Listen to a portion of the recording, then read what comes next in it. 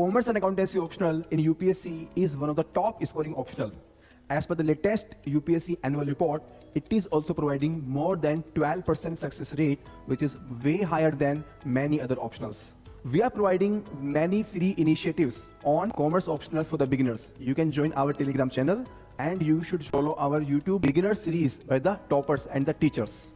You can also schedule one-to-one mentoring call with me to plan your strategy for the commerce optional. Our courses on the commerce include classroom course, enriched study material, detailed solution of the previous year questions, and the daily answer writing mock test and practice. We are also adding the value through value additions.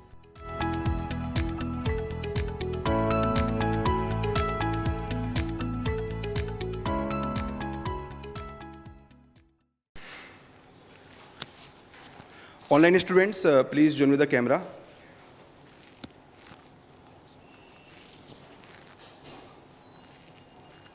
Please have a seat. Audible है? So, I welcome the guest of today, Mr. Kamlesh Kumawat, and as you can see, he has secured a rank 653 in the civil service examination, UPSC. So, it's my privilege to welcome him, and we will have a small interaction with him. Thank you so much.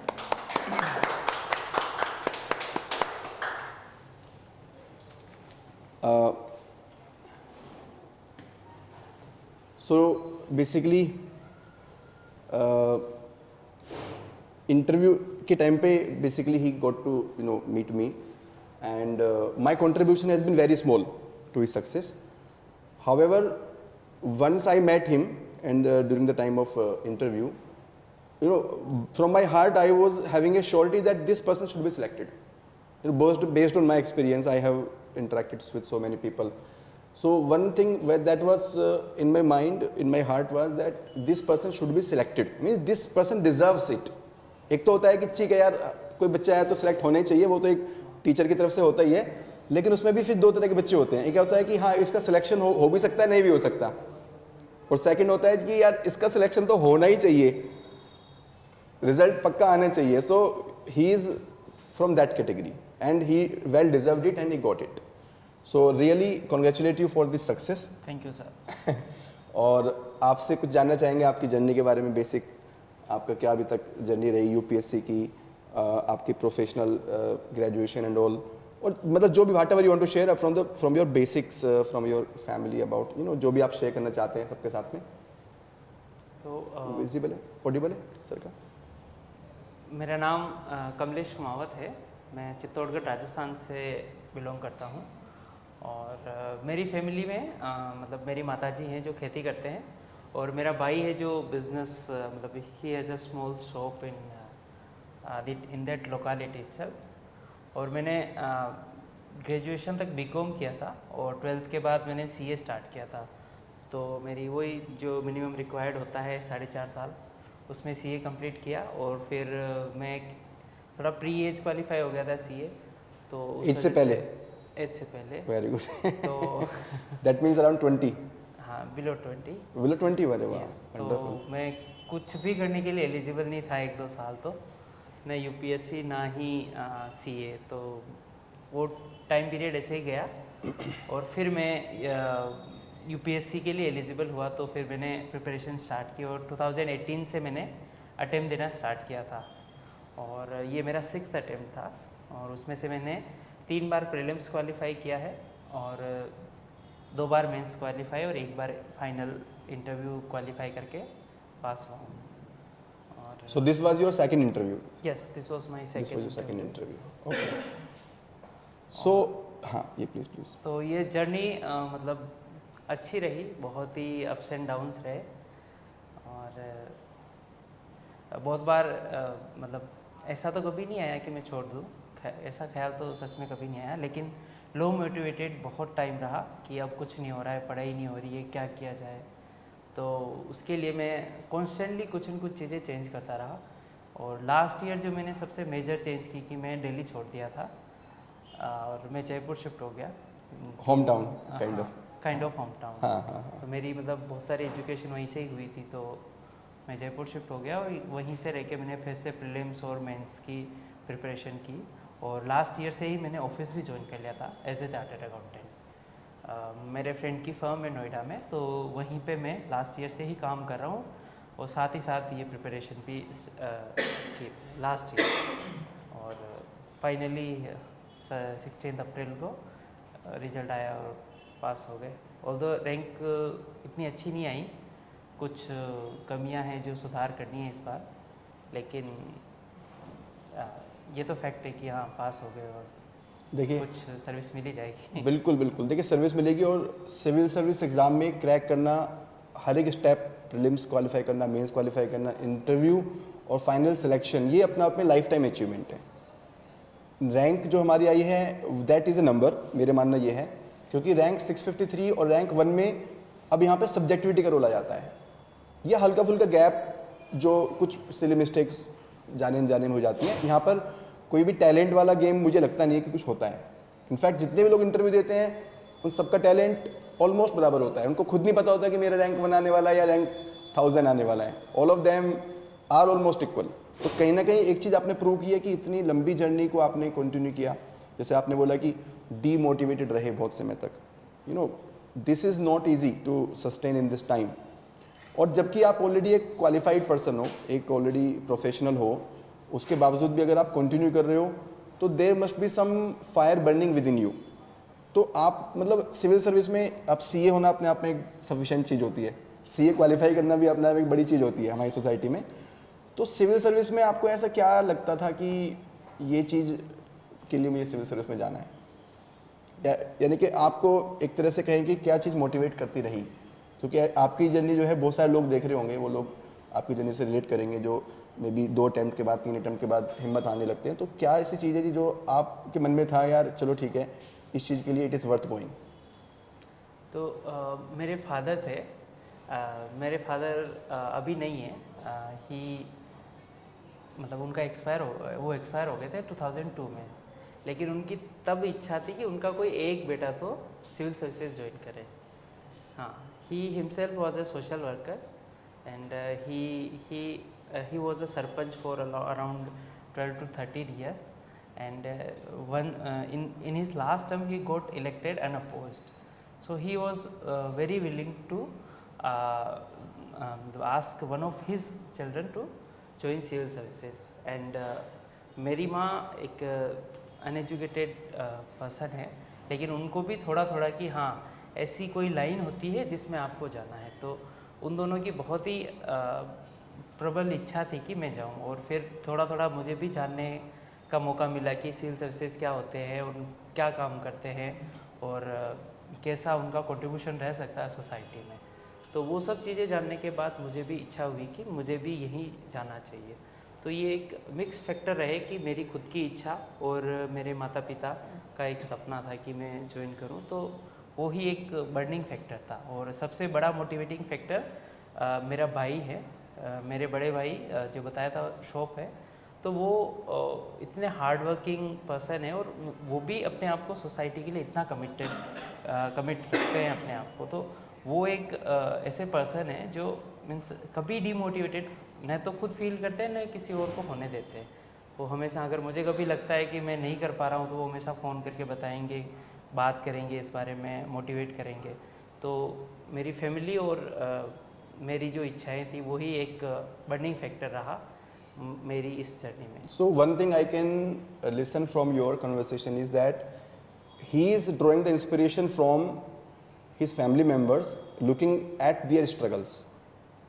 You know, कई बार क्या होता है कि हमारे parents हमसे कुछ बोलते हैं तो हम उसको एज ए बर्डन लेके चलते हैं। We take that as a burden कि यार हमारे पेरेंट्स की इच्छा है, हम क्यों करें, मेरी लाइफ में खुद, है ना। But he kept looking at his family members not as a burden but as a source of inspiration. Like his father, he was a social worker and he would have done something good for the society. That's why he was elected as a sarpanch. His mother, despite being not so educated, but I think जो हमारी mothers होती हैं ना, they have so much love and they have so much inspiration, so much motivation all the time. It's endless. आपकी mothers भी ऐसी हैं, सबकी, हमारी सबकी मदरसा ऐसी होती है। तो आई थिंक उसको ऐसे मोटिवेशन लेके चलना बहुत बड़ी बात है। यू नो, हम लोग उसको एज ए बर्डन लेके चलते हैं या एज ए इंस्पिरेशन लेके चलते हैं कि I have to make my mother proud. And third very important, जो मुझे बड़ा टची फील हो रहा है, ब्रदर, कि he is the head of you know kind of supporting him not only financially but also through psychological support. क्योंकि इस पूरी जर्नी में एक बहुत बड़ा एक बहुत हमारा समय ऐसा आता है जहाँ पर हम ऑलमोस्ट ब्रेक डाउन होने लगते हैं। ऑलमोस्ट हमें बस ये चाहिए होता है कि कोई तुम पे भरोसा करता है, एक भी इंसान दुनिया में भरोसा करता है तो हमें लगता है कि ठीक है, it is worth going on. तो उस टाइम पे अगर एक भी हमारे आसपास ऐसा इंसान हो जो ये कहता है कि भाई तू आगे बढ़ता रहे, कोई दुनिया में कुछ भी कहे, तेरा रिजल्ट कुछ भी कहे, लेकिन मुझे भरोसा है, तो आई थिंक वो एक ऐसा चीज़ होती है जहाँ से हमें 100% वी हैव ए से कि ठीक है आगे तो बढ़ते हैं, जो होगा रिजल्ट देखा जाएगा, कुछ भी नहीं है तो मेरा भाई मेरे साथ है। और ये फैमिली मेम्बर का जो सपोर्ट होता है, इट्स लाइक गॉड सपोर्ट, क्योंकि गॉड इन्हीं की फॉर्मेट में आके हमें सपोर्ट करता है। गॉड अलग से कुछ नहीं आएगा, गॉड तो इन्हीं के फॉर्म में हमारे पास आकर के सपोर्ट करता है। तो बेसिकली आपकी जो स्टोरी है बहुत ही हम्बल, बहुत ही सिंपल स्टोरी है। मतलब इसमें कोई भी ऐसी चीज़ नहीं है कि आपको कुछ एक्स्ट्रा ऑर्डिनरी कंडीशन मिली, आपने एक्स्ट्रा ऑर्डिनरी रिजल्ट जो पाया वो ऑर्डिनरी कंडीशंस में ऑर्डिनरी तरीके से एक ऑर्डिनरी एस्पिरेंट की तरह मेहनत करके, लेकिन आपकी जो डिटर्मिनेशन थी वो एक्स्ट्रा ऑर्डिनरी है। Thank you. Yes or no? You know, we can feel him from him. I'm like this much of interaction about his family. I'm doing for the first time in front of you only. आप ही के सामने मतलब he I am getting to know. इससे just पहले हमारा एक cabin में 2 minute के लिए बात करे तो he shared with me this thing.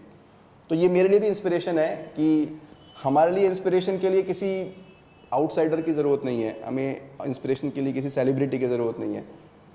Inspiration हमारे चारों तरफ है। हमारे बड़े भाई अगर मेहनत कर रहे हैं daily, whatever he is doing, हम अगर उन्हीं को कॉपी पेस्ट कर सके अपनी लाइफ में तो वही हमारे लिए इंस्पिरेशन का काम कर सकती है। So this is very important कि मोटिवेशन के लिए हमें कोई थ्योरी का पता होना ज़रूरी नहीं है।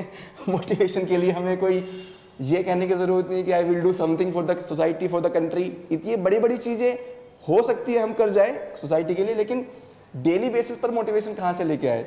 डेली पढ़ने का मन कहाँ से करे? डेली सेक्रीफाइस कैसे करें?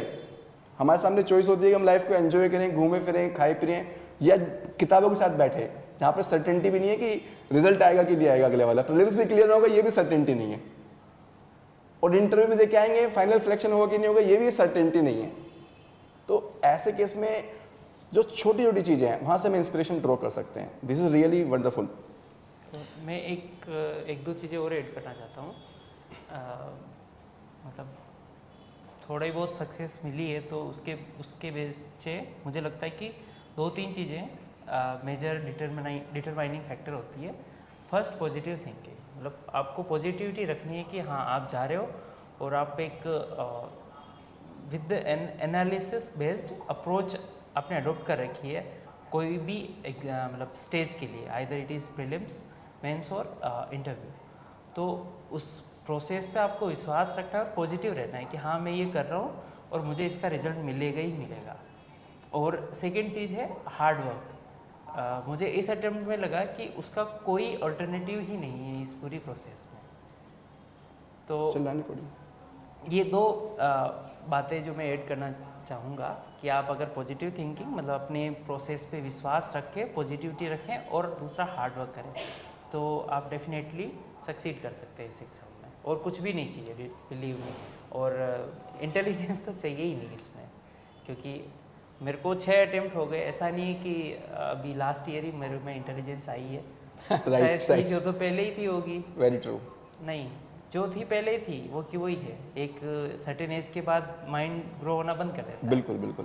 तो आप ये 2-3 चीज़ें अगर जिस भी स्टेज पे अडोप्ट करते हो उस स्टेज से आपकी सक्सीड होने की प्रोबेबिलिटीज़ बढ़ जाती है। तो ये चीज़ें आप प्लीज़ ध्यान में रखें। Very very simple thing. और ये चीज़ हम जानते भी हैं पहले से, लेकिन हम बिलीव करना बंद कर देते हैं आफ्टर सर्टेन टाइम। हम सोचते हैं कि शायद ये सब चीज़ें कहने के लिए हैं, लेकिन मतलब ये बहुत सिंपल चीज़ें हैं, हमें सब पता है। Positive thinking, hard work. हमें प्रॉब्लम कहाँ पर आती है कि हम चाहिए इंस्टेंट रिजल्ट। जैसे इन्होंने बताया कि इंटेलिजेंट तो पहले से ही होगा तभी तो जो भी whatever result I got, but वो जो पेशेंस होता है ना, वो पेशेंस रखना बड़ा मुश्किल होता है। हमें चाहिए इंस्टेंट रिजल्ट। आज का ज़माना है instant noodles, instant T, instant everything. तो यहाँ पर यूपीएससी आपको सिखाता है कि भाई इंस्टेंट के पीछे मत भागो। You know, if you really have to get something worth, तो भैया इंस्टेंट तो मिलने वाला नहीं है। मतलब मिल जाए तो बहुत बड़ी बात है, ऐसा नहीं है कि नहीं मिलेगा, लेकिन इंस्टेंट के पीछे भागना इज नॉट द सॉल्यूशन। हमें कैपेबिलिटी बिल्ड करनी पड़ेगी, अपने अंदर वो एक जज्बा लाना पड़ेगा। अभी जैसे स्टूडेंट्स होते हैं तो मैं क्लास में इनको ये बोलता हूँ कि भाई देखो, रातों रात कुछ नहीं होने वाला, रातों रात चीज़ें भी याद नहीं होने वाली, रटने वाली नहीं है। लेकिन हाँ, एक चीज़ जरूर है कि अगर आप सही तरह से अपनी एनर्जी को यूज़ कर रहे हो, अगर आप सही जगह पे जा रहे हो, तो जैसे इन्होंने बताया कि रिजल्ट जरूर आएगा, रिजल्ट जरूर आएगा। मीन्स अगेन ये रिजल्ट हो सकता है रैंक के फॉर्मेट में आए, जैसे कमलेश के केस में आया, और कुछ लोगों के केस में रैंक भी नहीं आती, लेकिन फिर भी उनको लाइफ में कुछ ना कुछ वर्थ मिलता है। मतलब हमेशा you will get that something. तो चलिए, ये तो बात होगी मोटिवेशन की। अब बात करते हैं कि प्रीलिम्स में आपने ऐसी क्या गलती की थी। मतलब वैसे तो सिंपल बेसिक चीज़ें तो मैं लिस्ट बनवाना, वो सब चीज़ तो हम बाद में देखेंगे, लेकिन अभी है कि क्या गलती लोगों को अवॉइड करनी चाहिए प्रीलिम्स में। जो लेटेस्ट ट्रेंड आ रहा है, आपने 23 भी क्लियर किया, जो कि टफेस्ट एग्ज़ाम है रिसेंट फ्यू डेकेड्स में। तो क्या ऐसी चीज़ें हैं, एक दो चीज़ें जो आपको लगता है प्रीलिम्स में लोगों को एकदम बेस बना के चलनी चाहिए? मैं अपनी जर्नी में जो मेजर रोड ब्लॉक रहा उसके बारे में बताता हूँ कि सी सेट बीइंग ए सी एक टेंडेंसी होती है कि हम लाइट ले लेते हैं सी सेट, ग्रांटेड ले लेते हैं, for granted that we can do this. तो फर्स्ट अटेम्प्ट में सी सेट निकल गया था, जीएस नहीं निकला था, तो मैंने उस पर अच्छे से मेहनत कर ली। अपनी वीकनेस जो भी थी जीएस के पेपर में वो आइडेंटिफाई कर ली थी कि ओके ऐसे क्वेश्चन पूछते हैं और ऐसे अप्रोच करना है। और मुझे इन क्वेश्चन में ऐसा लग रहा था कि ये सही है और मैंने अटेम्प्ट नहीं किए। वो अगर अटेम्प्ट करता तो सही हो जाते, और कुछ क्वेश्चन ऐसे थे जो अटेम्प्ट नहीं करने थे और मैंने कर लिए और वो गलत हुए। तो ये अप्रोच मेरी अब तक काम कर रही है। वो मैंने फर्स्ट उसमें ही सॉल्व कर लिया था, और मतलब फर्स्ट में मेरे 85-86 मार्क्स आए थे 2018 में। उसके बाद मेरे 120 आए GS1 में प्रीलिम्स में। और लेकिन सी सेट ऐसा रहा है कि जैसे सेकेंड अटेम्प्ट, पहले अटेम्प्ट में इजी आया था तो चलो ठीक है, सेकेंड अटेम्प्ट में आई कुडंट, मतलब for that day, after 1 day after prelims, when I calculated my marks, I was getting 65.83, like 0.17 marks. I was missing the qualifying cutoff. So वो मुझे लगा कि अच्छा कर लेना चाहिए था, लेकिन जब रिजल्ट आया तो मैं कुछ 68 मार्क्स आए थे और मैं पास कर लिया था। तो फर्स्ट वो था कि मैंने वो ग्रांटेड ले लिया था। सेम मिस्टेक मैंने 3-4 बार और सी सेट में। मेरा अभी 2022 वाला अटेम्प्ट मैंने इंटरव्यू दिया था, फिर थोड़ी थोड़ी प्रीलिम्स की प्रिपरेशन कर रहा था, तो जीएस कर रहा था, और सी सेट मैंने इस बार क्या किया कि अच्छा चलो गलती हुई थी, छोड़ना नहीं है। लेकिन मुझे एक स्टीरियोटाइप था मेरे अंदर कि मैं जब भी कॉम्प्रिहेंशन वाले पार्ट अटेम्प्ट करूँगा ना तो उसमें मिस्टेक होगी मेरे से, ये स्टीरियोटाइप था। तो ये मैंने कंटिन्यू रखा स्टीरियोटाइप 2022 में, और मैंने मैथ की अच्छी से तैयारी कर ली, और मैंने इस कॉम्प्रिहेंशन एक भी अटेम्प्ट नहीं किया as usual, and I got 47 marks in CSAT, and in GS I got again 112 marks when the cutoff was below 100. I am not able to recall the cutoff. So again वो रहा। इस साल मैंने क्या किया कि ऐसा नहीं करना है, कोई भी चीज़ को लाइटली नहीं लेनी है, not even a single topic at any stage. Means for mains also we have a long list of syllabus, and in syllabus there are various terms written in there. So I tried to read on each and every term in all the paper, not leaving a single term untouched. तो similarly मैंने ये सी set में भी किया कि comprehension मुझे करना है, भले ही मेरे गलत हो जाए, लेकिन मुझे इतना सा सीख लेना है कि मैं कुछ सही कर सकूं। तो हुआ यही था इसमें, इस अटेम्प्ट में 23 में क्या हुआ था कि 1 घंटा और 20 मिनट में मैंने कोई 23-24 क्वेश्चन सी सेट में उसके मैथ, रीजनिंग और जो भी मैथमेटिकल पार्ट आता है उसके सॉल्व किए थे। और फिर मेरे पास कुछ मार्किंग करने के बाद 30 मिनट्स बच रहे थे, और मैं 23 क्वेश्चन के उस पे था। और फिर मैंने अगले 25 मिनट में 21 क्वेश्चन कॉम्प्रिहेंशन के किए और उसमें से 19 सही निकल गए।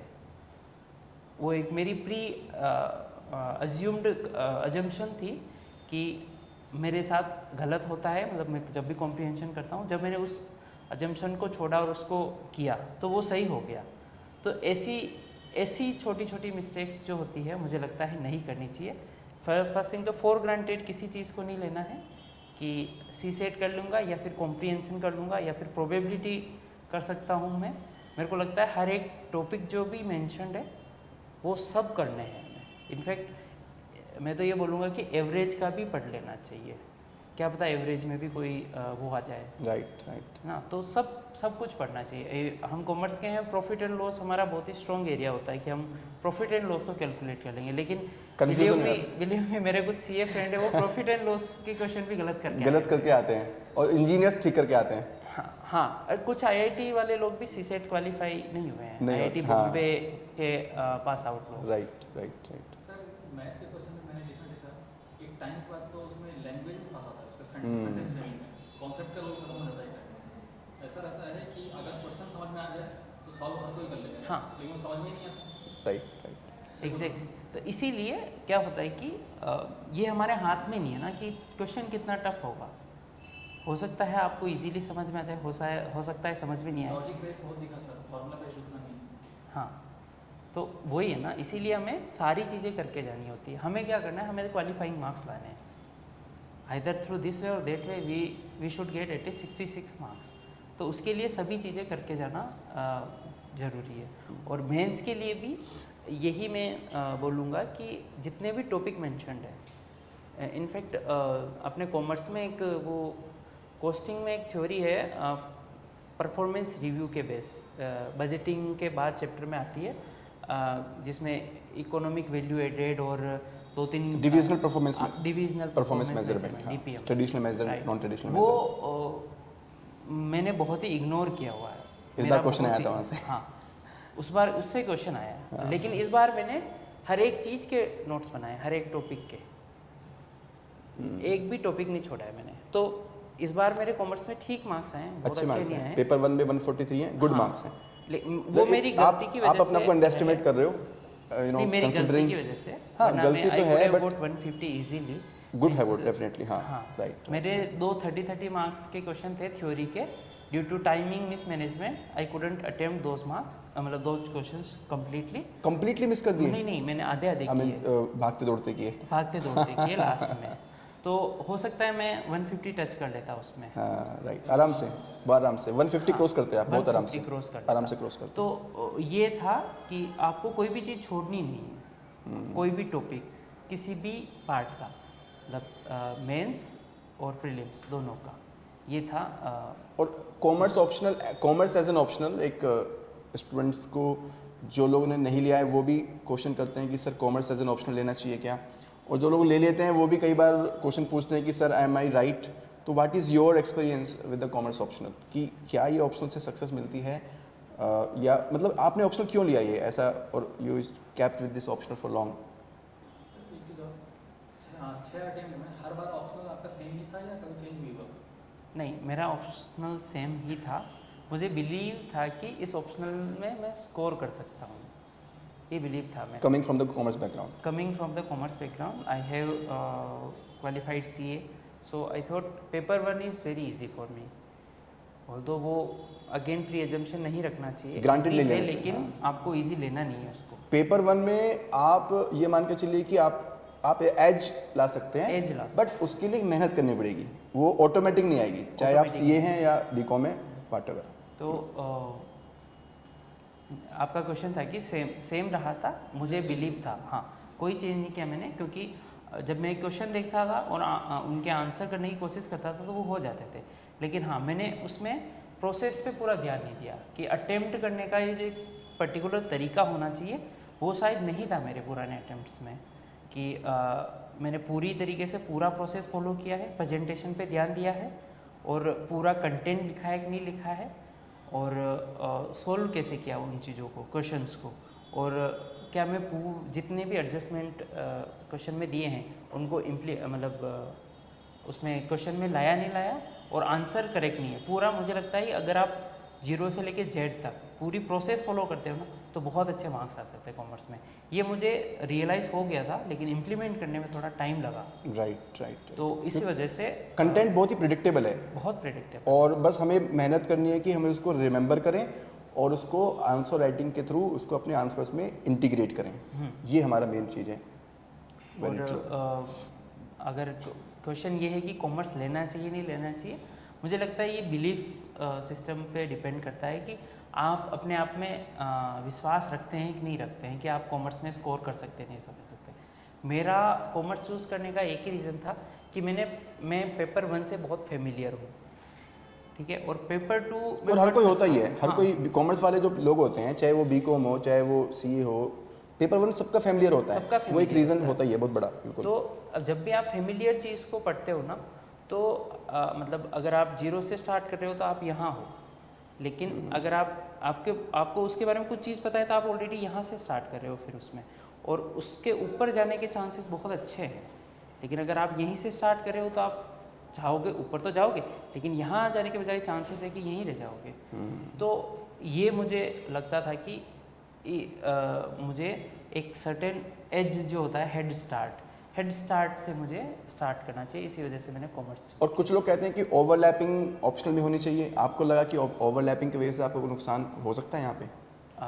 ओवरलैपिंग की वजह से मुझे नहीं लगता है ना तो कोई फ़ायदा है और ना ही कोई नुकसान है, क्योंकि बहुत ही छोटा एरिया ओवरलैप करता भी है। तो इवन इफ ओवरलैप करता है तो जिन लोगों का पॉलिटिकल ऑप्शनल है या फिर ज्योग्राफी ऑप्शनल है, वो ज्योग्राफी भी उनके हो सकता है गलत हो जाए। मेंस के क्वेश्चन ऐसे आते हैं तो वो ज्योग्राफी के ऑप्शनल वाले लोग भी नहीं अटेम्प्ट कर पाते Right. उन क्वेश्चंस को। ट्रू। कुछ लोगों को अभी फ्योर्ड पूछा था मेंस में, बहुत सारे लोगों को पता नहीं था ज्योग्राफी ऑप्शनल वालों को।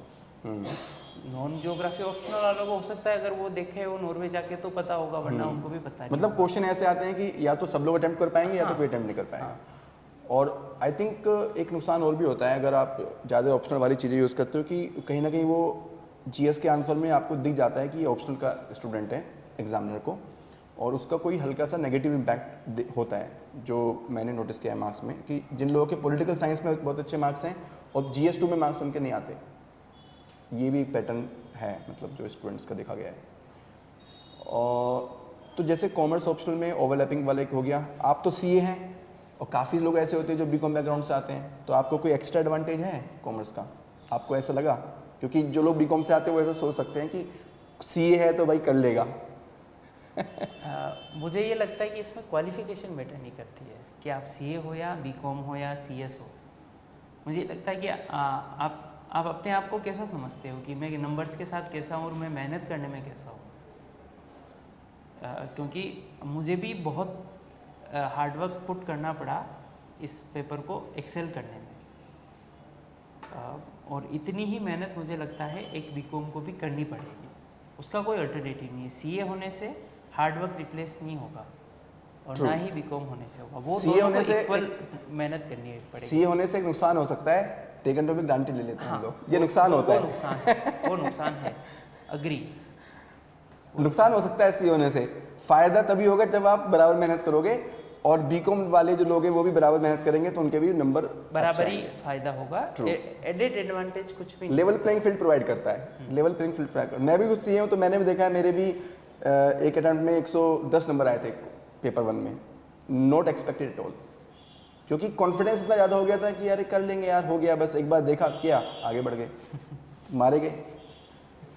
मैंने मेरे पहले मेंस दिया था ना, तो मैंने पेपर वन का प्रैक्टिकल इतना पढ़ा ही नहीं था। Costing, I know costing, FM, IPCC के एफएम, मैंने final means I was one of the topper in SFM in CA final. I got 80 marks and highest was 82 in that attempt. So I was pretty confident, consider to be one of the difficult subject in CA. Consider इन ये डिफिकल्ट माना जाता है, SFM जो है difficult माना जाता तो है। मेरे 80 मार्क्स आए थे, तो I could score easily, but I couldn't. So ये मतलब प्री कंसीव्ड नोशन होता है, वो आपको लेकर डूब सकता है, तो उसका कोई एडेड एडवांटेज नहीं है सीए होने का। फाइन। पेपर वन में कुछ लोगों का न्यूमेरिकल बहुत अच्छा होता है, कुछ का न्यूमेरिकल अच्छा नहीं होता है, तो आपको लगता है कि पेपर वन में न्यूमेरिकल और थ्योरी के बीच का क्या कॉम्बिनेशन होना चाहिए, या जिनका न्यूमेरिकल अच्छा नहीं है क्या वो मार्क्स स्कोर कर सकते हैं? अ, मुझे लगता है कि आपको बैलेंस रखना पड़ेगा, थोड़ी मेहनत करके न्यूमेरिकल को अच्छा करना पड़ेगा।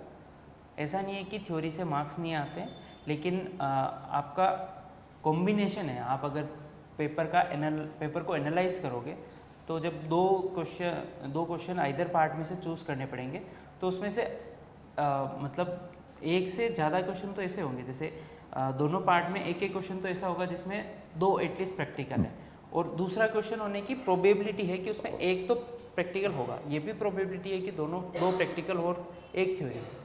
तो आपको ऐसे करके मतलब मोटा मोटी 70-80 मार्क्स का प्रैक्टिकल तो मिनिमम अटेम्प्ट करना पड़ेगा, उसका कोई अल्टरनेटिव नहीं है। तो मुझे लगता है कि न्यूमेरिकल्स आपको प्रिपेयर तो करने पड़ेंगे, उसका कोई अल्टरनेटिव नहीं है। बस ये चूज़ कर सकते हो आप कि आप कौन से एरियाज से करना चाहते हो, कि अगर आपको टैक्स लगता है कि ईजी है तो आप टैक्स में कर लो, और अकाउंट्स का कर लो, अकाउंट्स के सारे पोर्शन कर लो, कि अमालगमेशन आपको ईजी लगता है तो वो कर लो। और मुझे ऐसा लगता है एफएम ईजी है, फाइनेंशियल मैनेजमेंट कंपैरेटिवली ईजी वो है, तो उसके सारे कॉन्सेप्ट कर लो ताकि आप पेपर मतलब पार्ट बी में से दो क्वेश्चन चूज़ कर सको, और उसकी थ्योरी ईजी आती है। तो कंक्लूज़न ये है कि आपको करने तो दोनों पड़ेंगे, आप चूज़ कर सकते हो कि थोड़ा कम कर ले। Very true. Paper two is completely new for most of the people. I mean कुछ हमने पढ़ा होता है 12th वगैरह में बिजनेस स्टडीज़ में, बट फिर भी लार्जली न्यू होता है। So how do you see can we excel in paper two, and what are the few important things which will help us excel the paper two? तो paper two में ये है कि हमें फर्स्ट थिंग तो सभी चीज़ों की अच्छी अंडरस्टैंडिंग होनी चाहिए और क्लियर अंडरस्टैंडिंग होनी चाहिए। जैसे लास्ट ईयर अभी जो इस साल का जो पेपर था वो बहुत ही मतलब अगर आप पेपर देखोगे तो आपको सारी चीज़ें फेमिलियर लगेगी, एक भी क्वेश्चन ऐसा नहीं लगेगा कि ये तो नया क्वेश्चन है। लेकिन जब आप लिखने जाओगे तो आपके पास कंटेंट नहीं होगा, 3 लाइन के बाद कंटेंट ख़त्म हो जाएगा। कि जैसे एक बहुत ही अगर मोटिवेशन का ले तो मोटिवेशन में अगर कोई करेक्टरिस्टिक है, 4 करेक्टरिस्टिक, तो एक करेक्टरिस्टिक पे क्वेश्चन आ गया कि अच्छा ये मोटिवेशन कैसे, तो उसको आप जस्टिफाई करोगे तो उसमें आपकी बहुत मेहनत लगेगी। इसीलिए आपको हर एक चीज़ को अच्छी क्लैरिटी होना बहुत ज़रूरी है, हर एक टॉपिक की कॉन्सेप्चुअल क्लैरिटी। और फिर आपको कुछ चीज़ें मेमोराइज भी करनी पड़ेगी, आप केवल कॉन्सेप्ट से काम नहीं चला सकते हो, क्योंकि आपको 250 मार्क्स का पेपर जो है अगर अटेम्प्ट करोगे तो ही मार्क्स अच्छे आएंगे, क्वेश्चन छोड़ोगे तो मार्क्स कम होते रहेंगे। तो मेमोराइज करना भी इजी है, लेकिन उसके लिए पहले आप समझ लो पेपर को, हर एक कॉन्सेप्ट को समझ लो, और अगर समझ लिया तो आप बहुत अच्छे से मेमोराइज करके रिप्रोड्यूस भी कर सकते हो। और उसके बाद कुछ एडिशन करने होते हैं, वैल्यू एडिशन, जैसे बहुत सारे थिंकर्स वगैरह है, तो उनके थिंकर्स के नाम और उनके कॉन्सेप्ट याद रखने चाहिए हमें, कि अच्छा इस थिंकर ने ये बात बोली और ये बात यहाँ अप्लाई हो सकती है।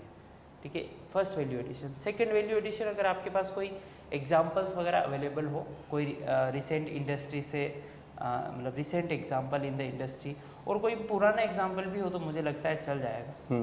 और तीसरा है कि आप डायग्राम फॉर्म में चीज़ों को अगर प्रेजेंट कर सको तो आपका टाइम बचेगा, आपको 250 मार्क्स का पेपर अटेम्प्ट करने में हेल्प मिलेगी, और चीज़ों को कम वर्ड्स में अच्छे से एक्सप्लेन कर पाओगे।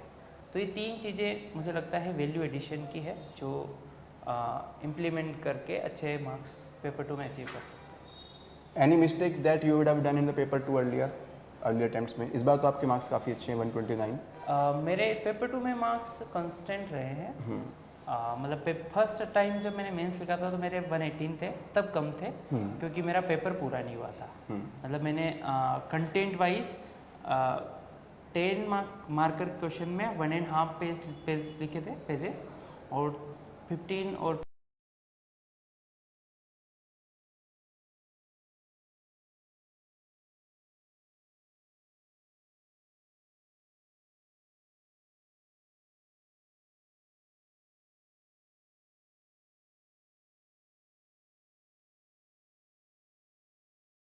20 मार्कर क्वेश्चंस में 2.5 पेजेस लिखे थे, कभी भी पूरा अटेम्प्ट नहीं किया था।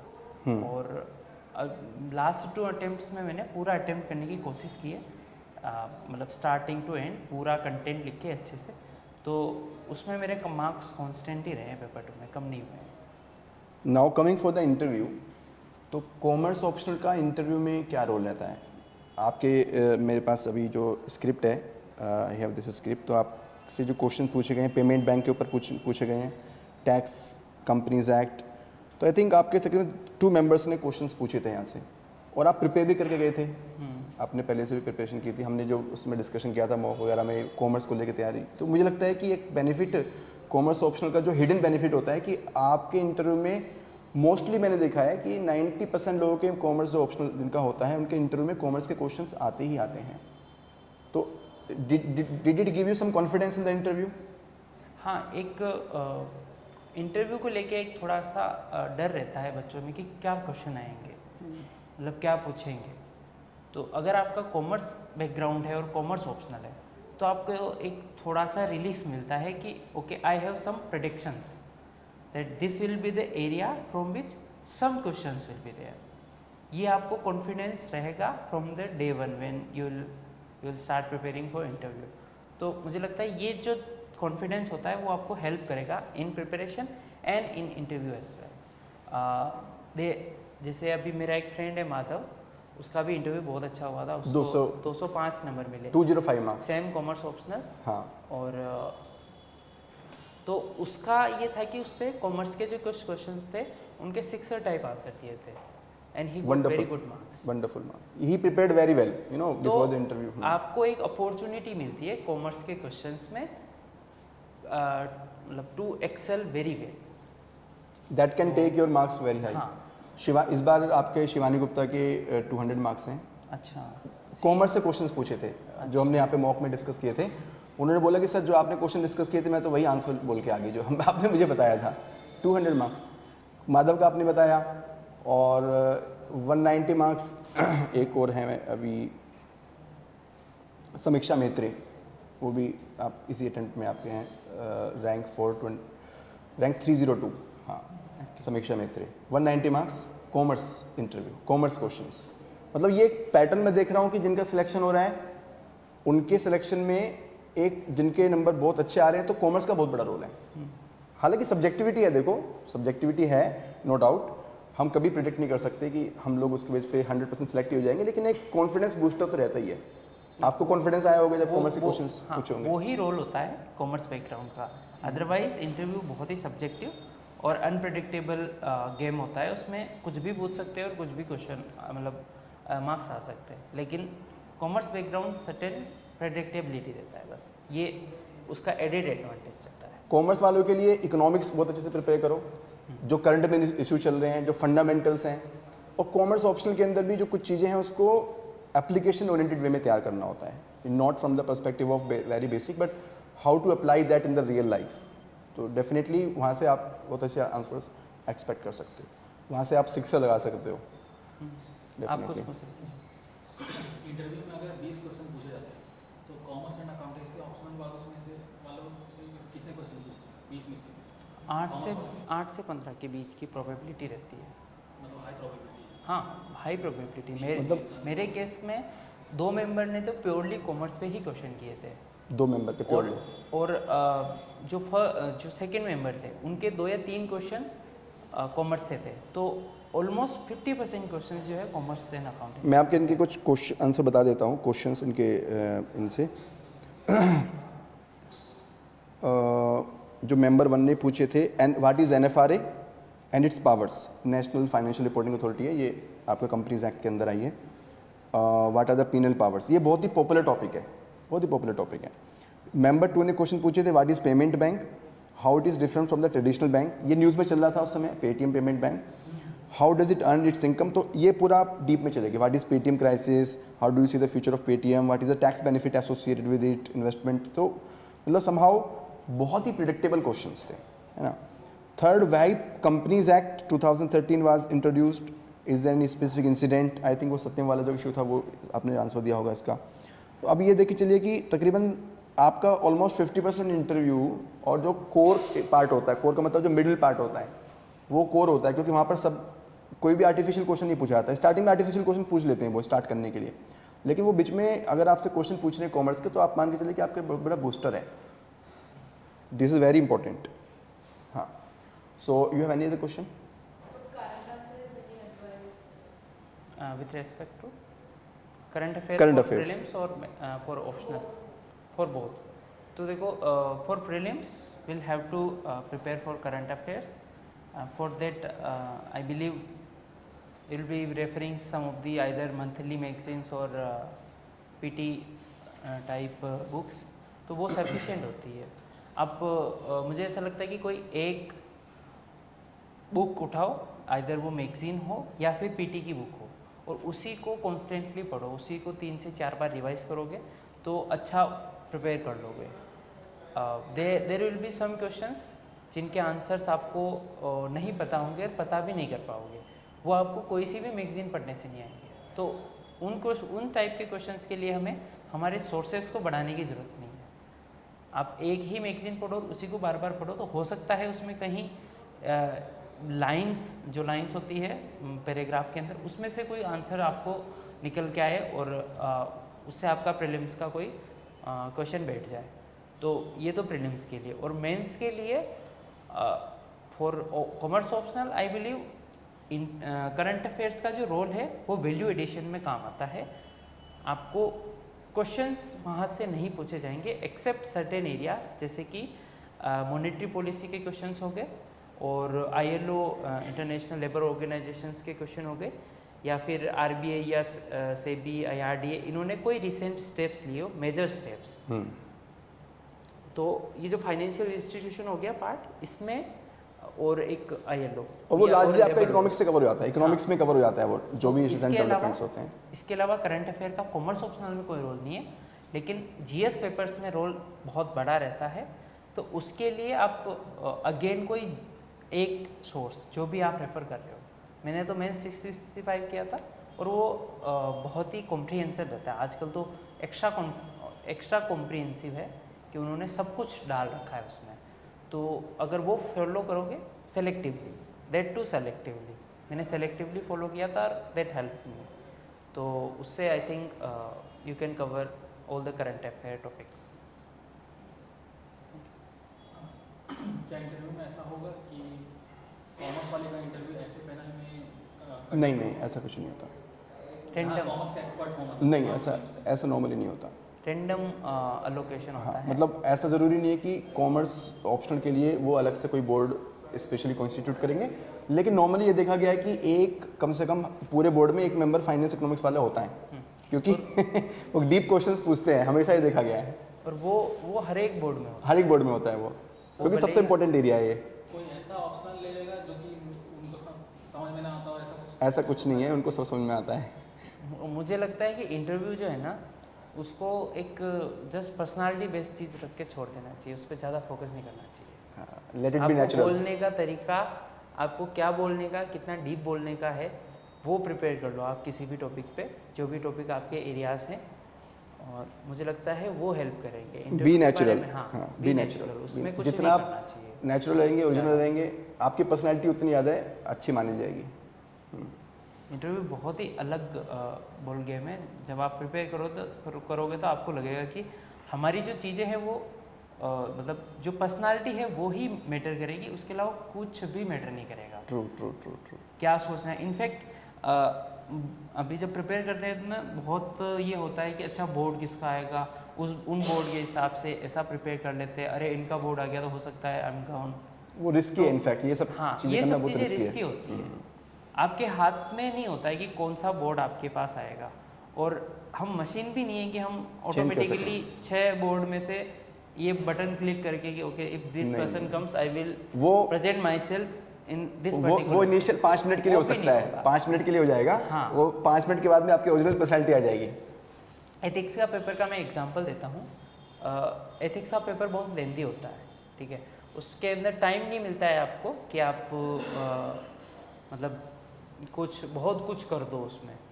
तो ऐसा बोलते हैं, हम मजाक करते हैं हम दोस्तों में कि एथिक्स का पेपर ऐसा पेपर है कि वो आपके ट्रू पर्सनालिटी निकाल के ले ही आता है कुछ भी करके कि आप हो कैसे, क्योंकि आपको इतना सोचने का और इतना एक्स्ट्राऑर्डिनरी बनने का टाइम नहीं मिलता है। या तो आप उन चीज़ों को अपने अंदर ही डाल लो, ऑन द स्पॉट आपको आंसर करना होता है। हाँ आप अंदर ही डाल लो कि अगर आप रास्ते पे चलते हुए भी कोई पूछेगा कि आपको क्या होता है तो आप वैसे ही आंसर करोगे, राइट। तो आप उसको उस तरीके से आंसर कर दोगे। लेकिन अगर आपको लगता है कि आप वहाँ जाके केवल ऐसे प्रेजेंट करोगे तो वो नहीं हो पाएगा। इनकलकेट करना पड़ेगा। हाँ, सेम इंटरव्यू में अगर आप प्री कंसीव्ड नोशन के साथ जाते हो कि ये बोर्ड है तो ये कर लूँगा, वो काम नहीं करेगा। आप एक सर्टेन टाइप की पर्सनालिटी हो और उसको अच्छे से बिल्ड कर लोगे तो उसको आप प्रेजेंट करोगे, ना कि एक सेलेक्टेड पर्सनालिटी की इस चीज़ के लिए ये। बेसिकली आपको बस ये देखना है कि ब्रॉडली कोई मेरी पर्सनालिटी में एक फोल्ड लाइन तो नजर नहीं आ रही है किसी को, मैं ब्रॉडली कोई बॉडी लैंग्वेज में कोई ब्लंडर तो नहीं कर रहा हूँ मैं। अदरवाइज तो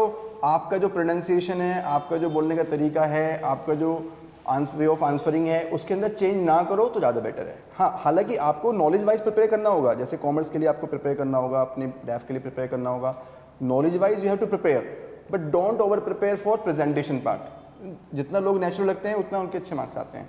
this has been normally seen. और I would like to with due respect beg to differ with sir's sure please. Suggestion that body language, मुझे ऐसा लगता है कि बॉडी लैंग्वेज में मैंने एक मेंबर से बात की थी, एक्स यूपीएससी मेंबर से मेरे इंटरव्यू से पहले, तो उन्होंने बोला कि बॉडी लैंग्वेज मीन्स जो होता है कि हाथ हिलाना या कि आप एक मेंबर से बात कर रहे हो तो दूसरे को भी देखो, ऐसा कोई मैटर ही नहीं करता है। इनफैक्ट मेरे बोर्ड में तो ऐसा था कि बहुत सामने सिंहासन पे तो शुक्ला जी बैठे थे और दो इधर बैठे थे। वो ऐसे होता है। इन एनी सर्कमस्टांस अगर मैं इनसे बात कर रहा हूँ तो इनको तो कभी देख भी नहीं पॉसिबल ही नहीं है। हाँ, और शुक्ला जी को भी कभी कभार अगर हो सका तो देख पाऊंगा। और मॉक इंटरव्यू में वो देते हैं कि सबको देखो, वो फीडबैक देते हैं जो कि बहुत ही इम्प्रैक्टिकल है। हाथ ऐसे रखो, ऐसे करके कि ऐसे बैठे रहो, रिजिड नहीं होना है। तो मेरे लास्ट वाले इंटरव्यू में मैं बहुत ही ऐसे करके बैठा था कि हाथ नहीं हिलाने, कुछ भी हो जाए। हाँ, तो फिर उससे एक कॉन्शियसनेस आ जाती है कि ओके मेरे हाथ तो ठीक है, एक नहीं है बोलते टाइप कॉन्शियसनेस से आती है, और somehow they also get a idea कि this person has been trained हाँ to do in this manner, this person is not acting naturally। Exactly तो आपको एक बोलने का तरीका अगर आपने डेवलप कर लिया है, किसी भी चीज़ को अगर आप एनालिटिकल तरीके से देखते हो ना, कोई भी क्वेश्चन पूछा है तो आप उसको बहुत ही एनालिटिकल आंसर दे रहे हो लॉजिक के साथ और बहुत ही कामली एंड कॉन्फिडेंटली, तो उतना ही मैटर करता है। और चीयरफुल वे में आप अगर आप बात करोगे उनसे तो बहुत अच्छे मार्क्स आएंगे। कोई मैटर नहीं करता कि आपका बैकग्राउंड क्या है, कहाँ से आपने एजुकेशन किया है और क्या आपका ऑप्शनल है, आप हाथ कैसे हिला रहे हो, कुछ भी नहीं। इनफैक्ट बहुत सारे ऐसे टॉपर हैं जिनके मैंने मार्क्स देखे कि थोड़े बहुत हाथ हिलाते हैं फिर भी उनके 180 190 वंडरफुल।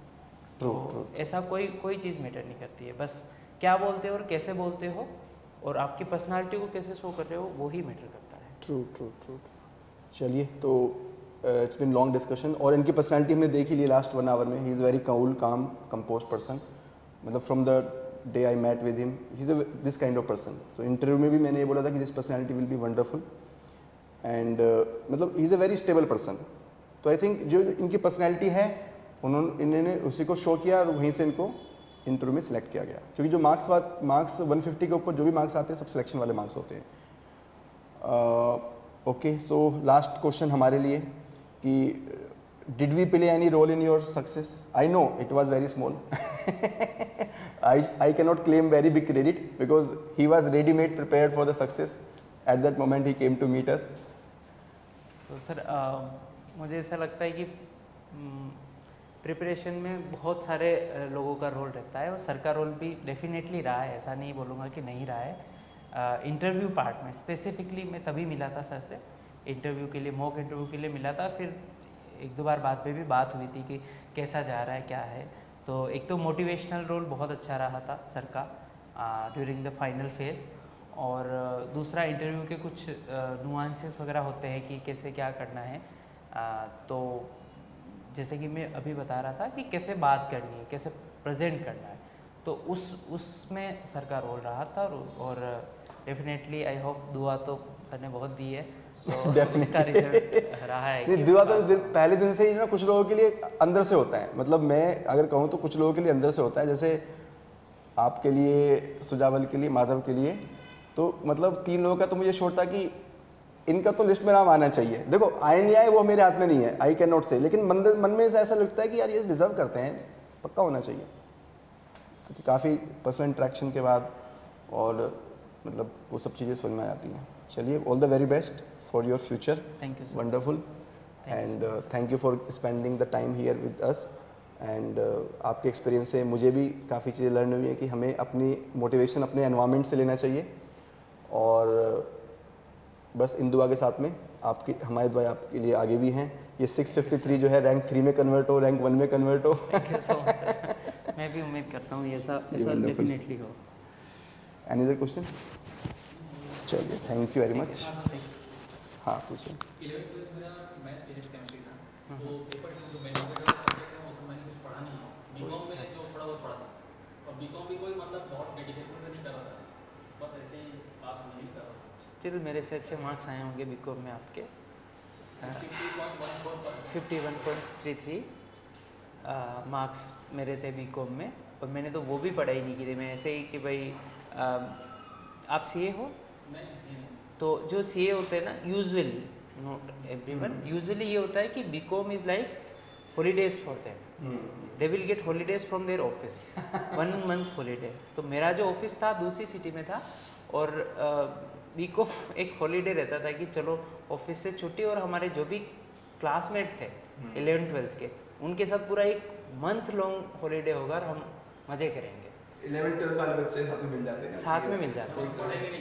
नहीं, पढ़ाई पढ़ाई 1 night बिफोर, ठीक है। बस और क्वेश्चन वही देख पढ़ाई। लिए, कौन से क्वेश्चन आए हैं। कुछ कौन से सब शेयर करते हैं कि अच्छा बताओ कल क्या क्या आ रहा है, इंपॉर्टेंट क्वेश्चंस की लिस्ट आती है, सभी जगह आती है वो कि क्या आ रहा है, क्या आ रहा है, 10-20 क्या आ रहा क्वेश्चन है। घूमते रहते हैं। वो उसमें से आ गया तो ठीक, नहीं आया तो ठीक, तो बस ऐसे ही पढ़िए। तो बीकॉम जो लोग करते हैं उनके लिए हो सकता है फ़ायदा रहता होगा, लेकिन नहीं पढ़ी ढंग से तो उसका कोई नुकसान नहीं है कि आपको मतलब कोई कम मार्क्स आएंगे ही। आपको मेहनत तो उतनी ही करनी पड़ेगी, बस थोड़ा सा फेमिलियरिटी रह जाती है। जैसे कि आपको ओबी क्या होता है, आपको हो सकता है पहले से थोड़ा सा पता हो कि ओबी अच्छा ये होता है, लेकिन आपको मार्क्स लाने के लिए यहाँ पे मेहनत तो उतनी ही करनी पड़ेगी, पॉइंट टू पॉइंट लिखना पड़ेगा, पॉइंट टू पॉइंट लिखना पड़ेगा।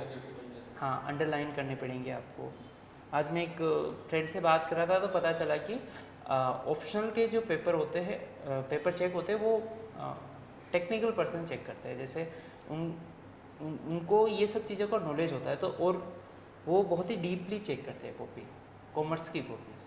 तो अगर हम अच्छे से लिखेंगे चीज़ों को, और अच्छे से मतलब point two point important keyword लिख के उनको हाईलाइट करेंगे, और चीज़ें रिपीटेटिव नहीं लिखेंगे पेपर में, तो हमारे अच्छे मार्क्स आएंगे। और उन्हीं की मेहनत करनी है हमें।